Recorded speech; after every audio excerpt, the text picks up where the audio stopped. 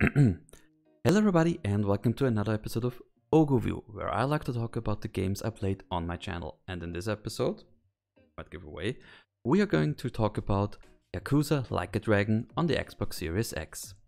The game is also known as Ryuga Gotoku Zebun Hikari to Yami in Japan. You might remember that I don't speak Japanese, so please excuse my awful pronunciation of the Japanese names in this game.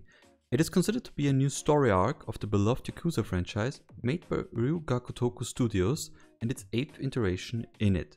The games have amassed quite some fame, and so the step was met with quite some concern.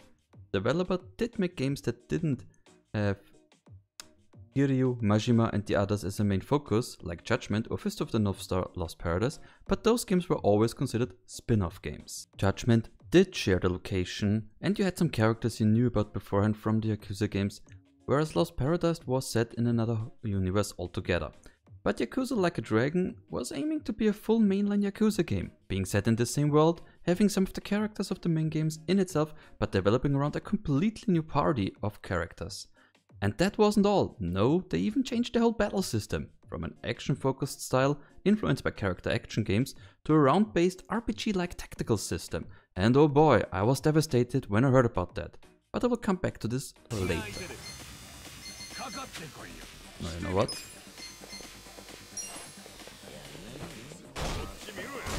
Nice. Oh, Molotov cocktail.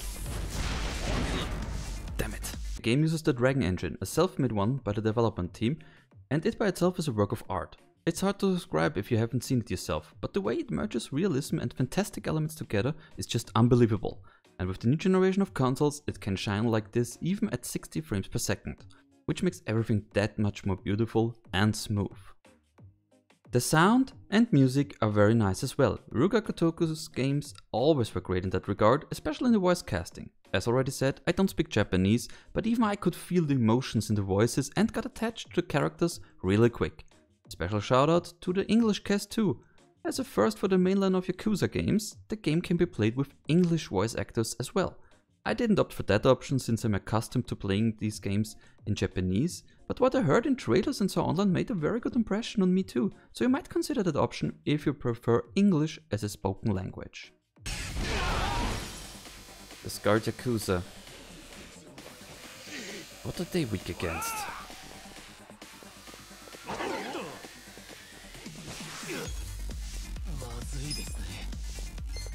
No. The story is awesome on many layers, being it the main story or side stuff. It's a staple of the Yakuza games and the spin-offs, and once again it shines. I don't want to go too deep into this, since I don't want to spoil it, but you will be surprised, sad, happy, angry, all of it, sometimes even at the same time. And much, much more. The ending was good, as were most of the endings in the Yakuza games I have played, but I would really like to have the option to save some time while you're locked in the final parts of the game. You do need 3 hours or more of uninterrupted playtime to be able to finish these games. So please developers, maybe think of another way of doing this. You can, theoretically, cheese the system with the Xbox Series X and I think the Xbox Series S as well, with the instant move into the game feature. But still, there must be some other way to do this.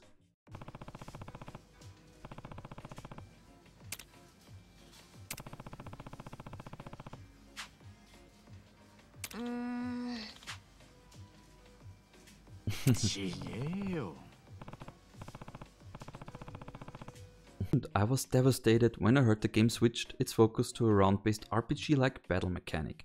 I was never interested in playing those games. Even a great one of its kind, like Chrono Trigger on Super Nintendo, couldn't hold my interest for very long. Not because I didn't appreciate them, I did and wanted to play them, but something just never triggered in my mind, and so I never really got how to play those games. I came late to the Yakuza loving party. Although I did play a little bit of the original one and a demo of Yakuza 4, it didn't click then. Now, I know these games don't demo well and you should really take some time to be able to appreciate them, but I didn't know that until 2018. And then I watched the Let's Play of Yakuza 0, a prequel to the first one. After only 6 parts, I knew I had to play it too, and oh boy, what a ride has it been with this franchise since then. I didn't play all of them yet, but some and loved all of it. One thing I finally appreciated was the combat, which I didn't before. It felt ripped of choices because I wasn't aware of what you were able to do in the full game. Now I even enjoyed that, and then suddenly all of that would switch to round-based combat. It made me real sad. Damn it. Let's do the somersault leg again. You have to be really fast with that one.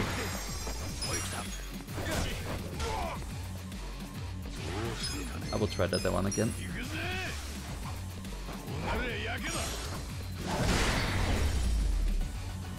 It isn't too complex or punishing at first, on the contrary, and only by the last third of the game the difficulty ramps up. By then you're so deep in it and its mechanics that you can figure out what to upgrade, what job to pick, etc. And if you still don't know what to do, there are still some very great guides in the internet. Even the grinding part, which is dreaded by many non-RPG fans in any RPG game, isn't as bad in this game up until quite late in it. But by then, the fighting options you have opened up so much that I really want to see how you fare against the enemies in the grinding places.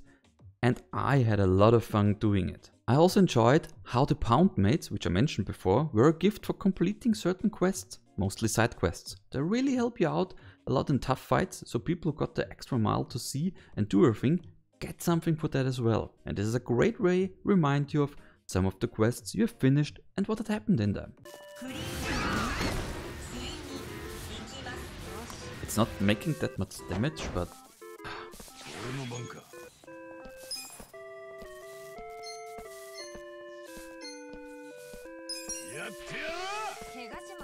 The other one is like 200 something.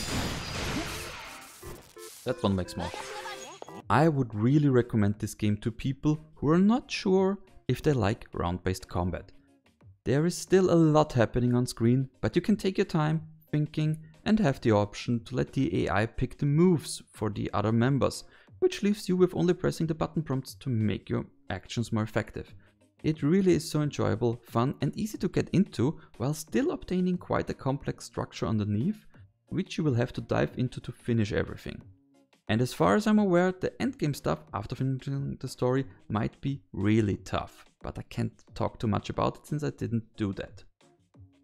So this brings me to achievements and/or trophies. Well, if you know these games, then you know there is a lot to do to 100% them. Nothing is missable, so that is always great.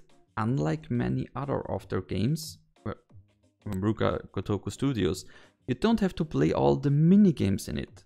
And you also don't have to win them in a certain way, which is a godsend. But you will have to put a lot of time into grinding out levels to finish the post-game dungeon, as well as do a lot of stuff for different people in-game, so better take your time with this one. Nice, he was weak against it. Hellraiser.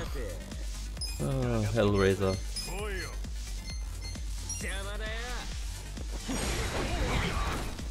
Damn it, I forgot to press the button.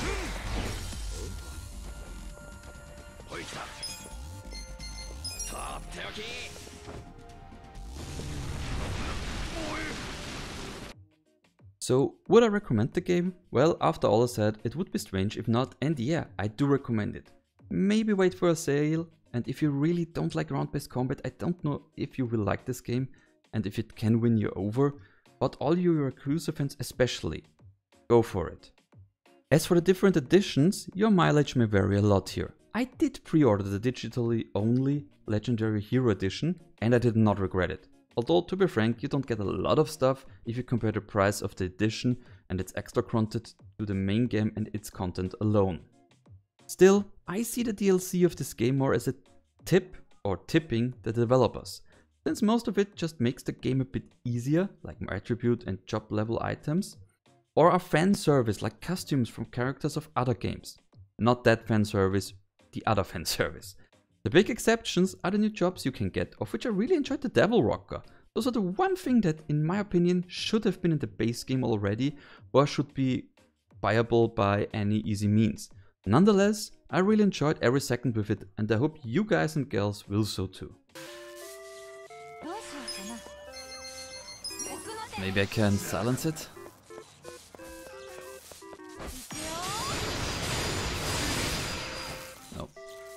And for you, Houndmate, the last one I can call.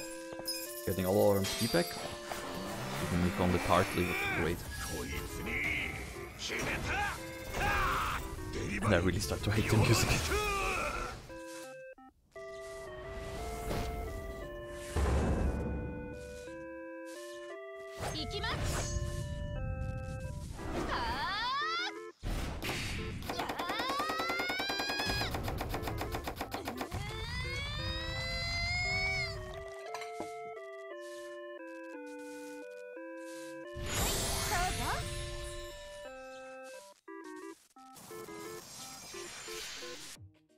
And so that, guys, was my Oghuview of Yakuza Like a Dragon. I hope you liked it. Please leave a like, share, subscribe, all the jazz, helps the channel grow, makes Yogo happy, and I hope I see all of you in the next Oghuview or Oghupower. Bye bye.